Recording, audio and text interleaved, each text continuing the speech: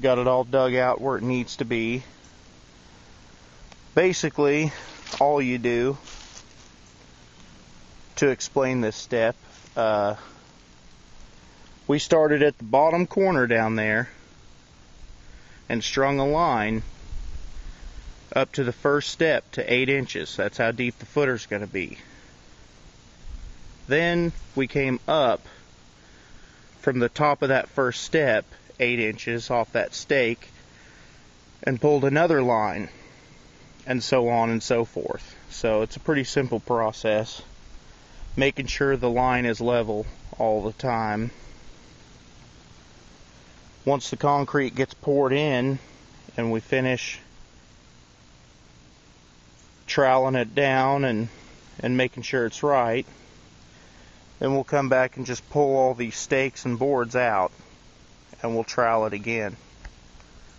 There is going to be one step in this front trench that we still have to do this morning, but the guys are supposed to be here about noon, which is in about an hour, and then the concrete truck's supposed to be here about 2, so we'll have plenty of time to do that. Let me hop across this trench. So yeah, it's coming along. We should have a concrete footer today, finally. I ordered the concrete blocks, and they'll be here, next week sometime, I imagine. We also strung a line that's level across this backside from that side down there, 8 inches. It's about 10 inches down here, but that's okay. This trench is 30 by 60, and just to give you kind of an idea, it's taken about 7 3/4 yards, so it's $775 for the 3,000 psi concrete. So it's really not that much. It is a lot for me, but you know, under $1,000 for your footing is not bad. Well under 1,000. Here's our other steps.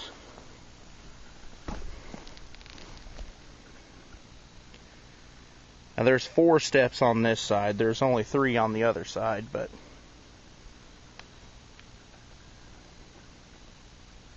same deal on this side. Started at the bottom, strung a level line.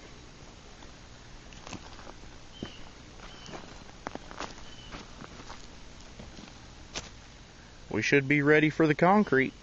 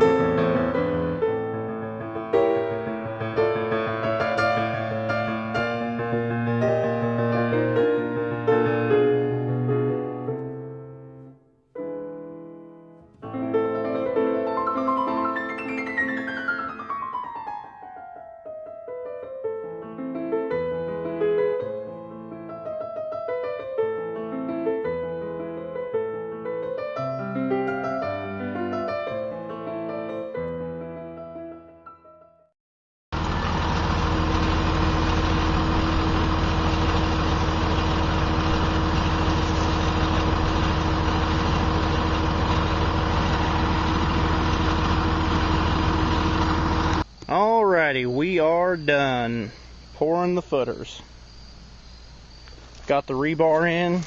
Basically all we did was establish a square line that way and then that way. Squared up the other two sides so it's perfectly square, and then came in 2 inches from our line all the way around and stuck the rebar 8 feet apart. Also, there's 2 courses of rebar in the footer all the way around. So we should be ready to start laying block as soon as the block comes in. It's supposed to be in this next week, so we should be moving right along. We were able to uncover the septic tank that used to be here. My father-in-law made the septic tank out of cinder blocks. It's about 10 foot deep and 10 foot wide. There's our steps. I'll pull them boards off in the next day or two. Here's my trench to the septic tank.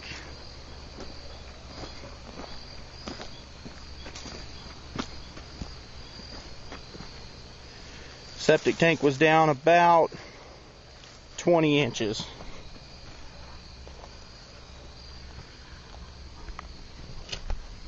Woo! Septic-y.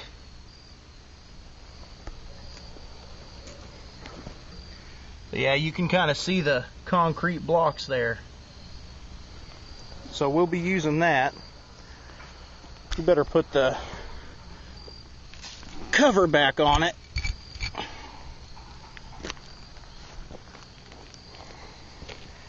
There's the old pipe.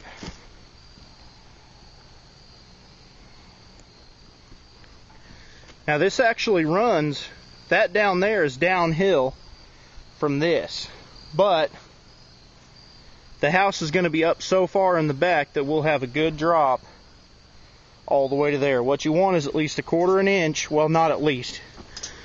You want right at 1/4 inch per foot of drop in a drain line.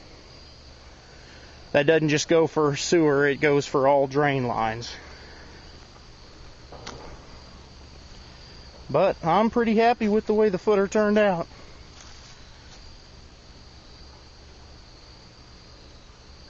We'll come back when it's time to lay some blocks.